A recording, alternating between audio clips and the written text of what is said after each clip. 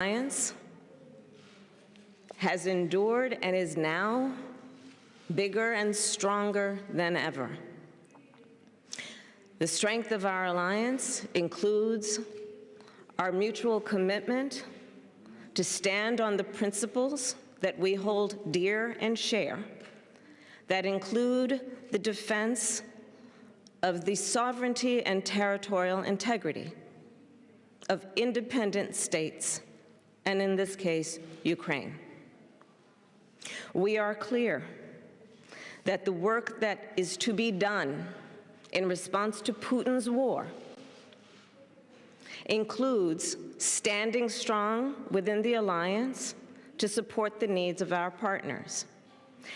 To that end, and to demonstrate our commitment as the United States, in recent weeks, we sent a 1,000-member Stryker squadron that creates a total force of 2,000 American troops who are prepared to stand in defense of our commitment to the NATO alliance and the eastern flank. We have reinforced our recent commitments, all with the mention and with the meaning of strengthening our deterrence and our collective defense. I want to thank you, President Iohannis, for your leadership on NATO's eastern flank. I want to thank you for, in addition to doing all that you have been doing in your role of leadership, to modernizing and to increasing the resources that are available. You and I talked about the importance of running a government in a way that we modernize and are efficient and effective with the resources we have. You have been a model in that regard, and I thank you. In terms of our mutual support for the people of Ukraine, in Washington, in the United States Congress, we have taken recent action, including a commitment of $13.6 billion for Ukraine and the region in terms of security assistance and humanitarian assistance. The President, Iohannis, and I talked extensively, and I was very moved, Mr. President, by the stories you shared with me of the time you spent with refugees and the heart-wrenching experience that they are having. So we stand together, Romania and the United States, in ensuring that we will do all that is required to put resources into the humanitarian piece of this, understanding that the needs are significant and immediate.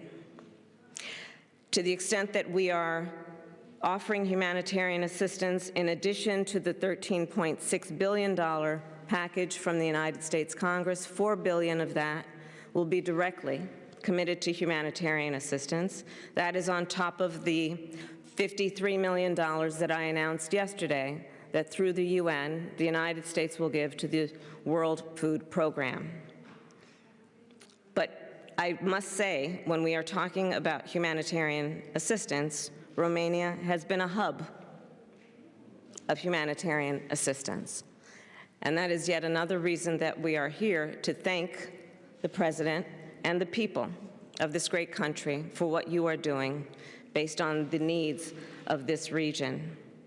You have been welcoming tens of thousands of refugees and doing it with such compassion and such grace. So I'll conclude my remarks by saying that this is a strong and enduring relationship. It is an important relationship, and the importance of this relationship is being highlighted at this very moment. But it is a relationship that will continue over the years. And again, I thank you, Mr. President, and the people of this beautiful country for all you do and all you represent. Thank you. Thank you so much, Madam Vice President. We have a couple of questions. Good afternoon, Roxana Zamfirescu, State TV. I have a question for both officials. I would like to ask you if the United States plans to increase the number of troops and to create here a permanent presence. I'm asking this in the context of which 150 kilometers away from the Romanian frontier bombardments take place. And I would like to ask you as well what are the chances of the war extending towards Romania and the Republic of Moldova?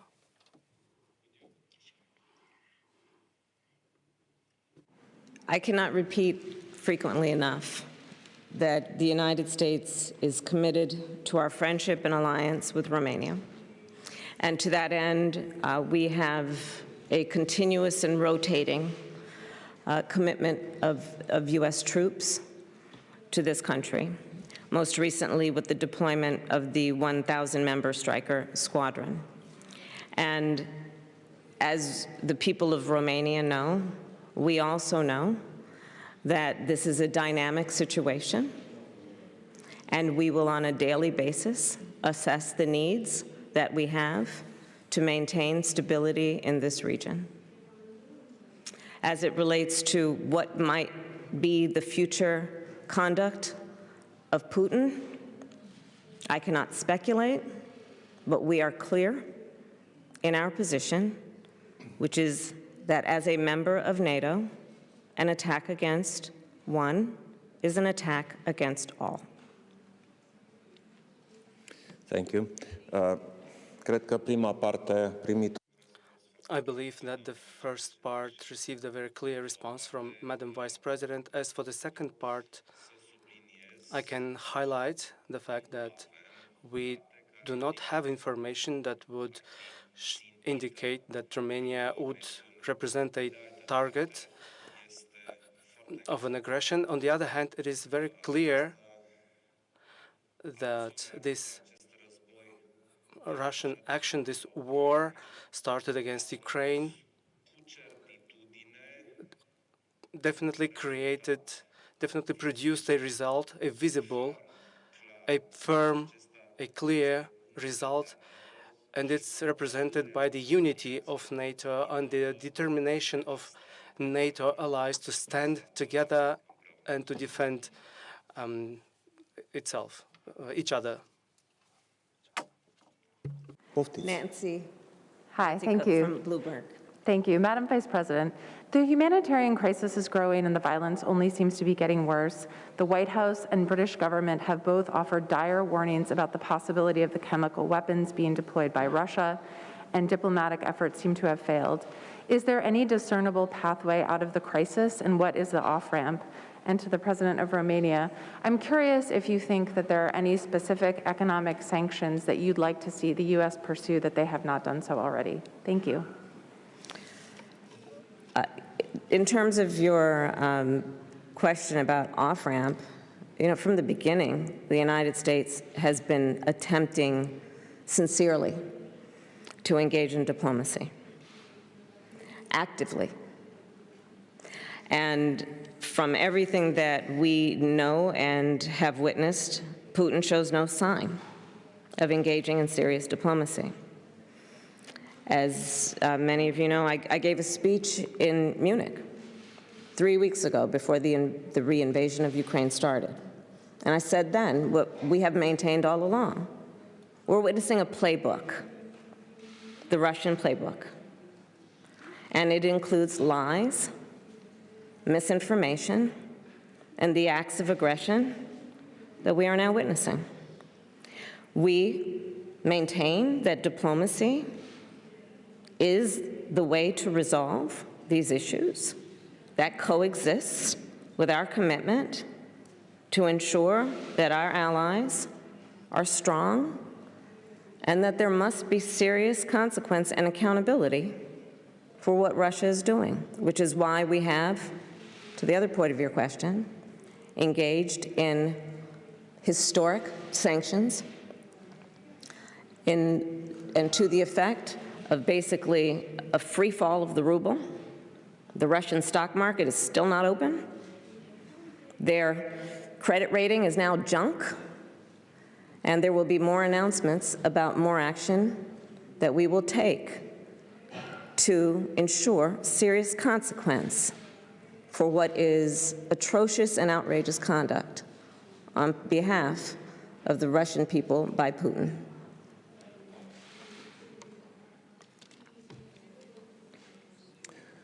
The sanction packages have been discussed between the United States and the European Union.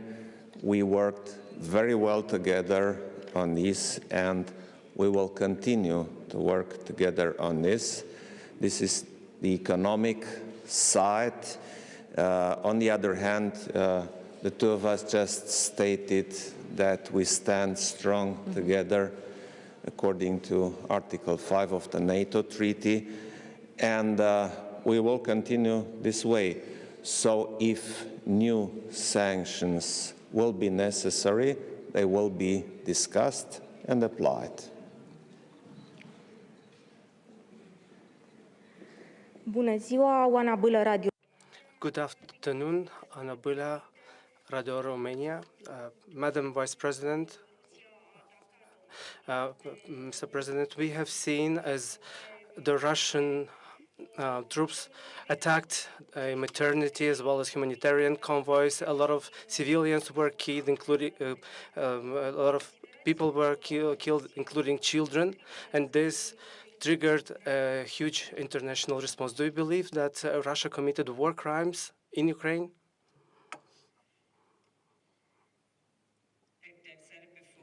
And I'll say it again. We are clear that any intentional attack or targeting of civilians is a war crime. Period. Am discutat aceste. We have discussed these topics because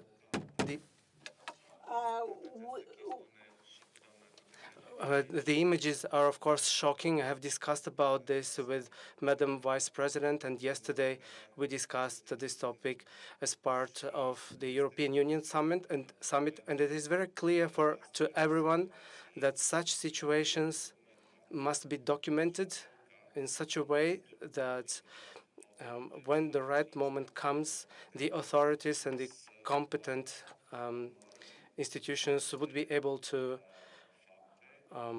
follow up on these facts and to establish in a correct manner on the international level whether or not they constitute war crimes, who committed them, and what should be the appropriate consequences for them. However, it is unimaginable for all of us to see such images now in the 21st century in a war that takes place in Europe. It's outrageous.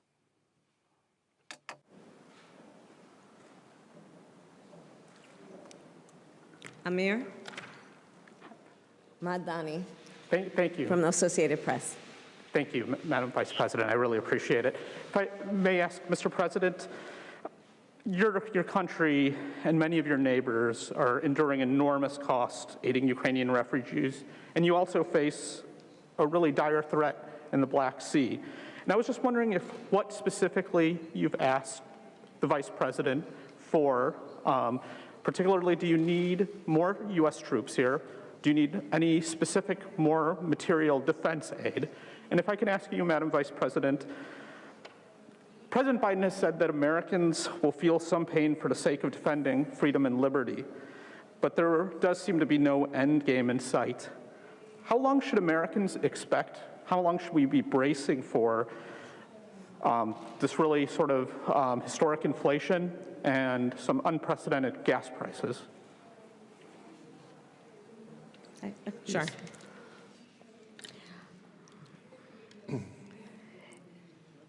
In terms of the discussions that the President Iohannis and I had, they ranged in subject, including the issue of the Black Sea, and I'll let him explain in more detail as he would like. But we are, again, fully aware and apprised, because we are in constant communication with the President, with his administration here, about the concerns that they have about the entire region and, frankly, the vulnerability. All you have to do is look at the map and see that where Romania exists geographically, and as is the case for our allies on the eastern flank, that there are potential vulnerabilities, which is why we say very clearly we will dedicate and have been especially enhancing over the last few weeks our support based on their current needs. When we look at Putin's actions, the previous question,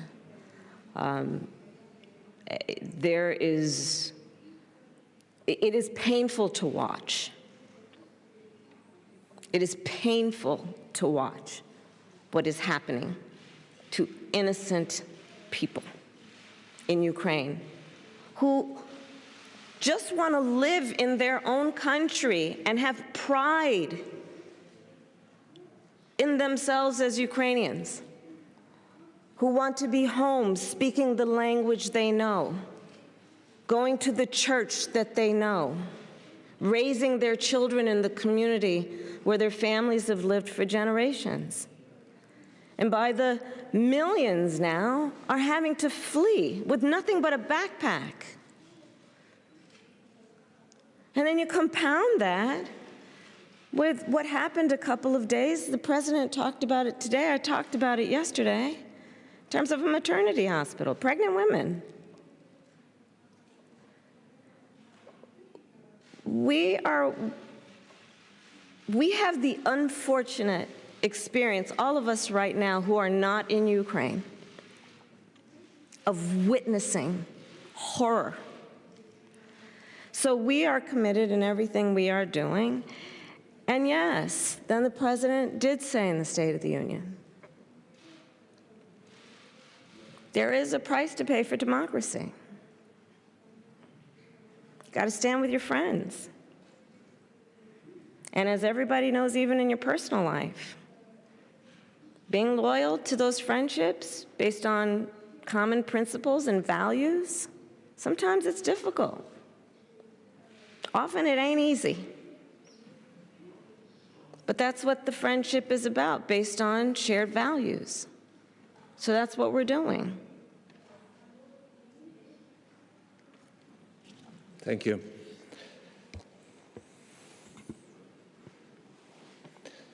Russia started its attack on Ukraine from the south, from the Black Sea area.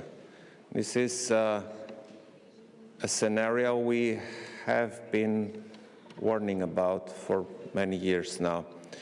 On the other hand, Romania has approximately 650 kilometers of land border with Ukraine. It's the longest land border of all allies neighboring with Ukraine. So yes, we are concerned. We are concerned about the eastern flank, and this is why we are working on making the eastern flank stronger. And yes, we discussed with Vice President Harris about these issues.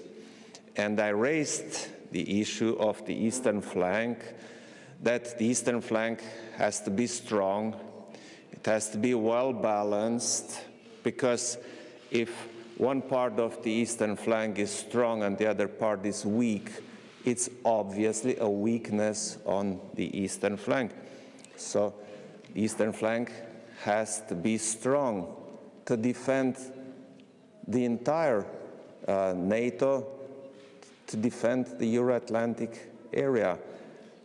And on the eastern flank, the allies, and in this case we discussed specifically about US and Romania, have to materialize a force that is strong enough to be deterrent.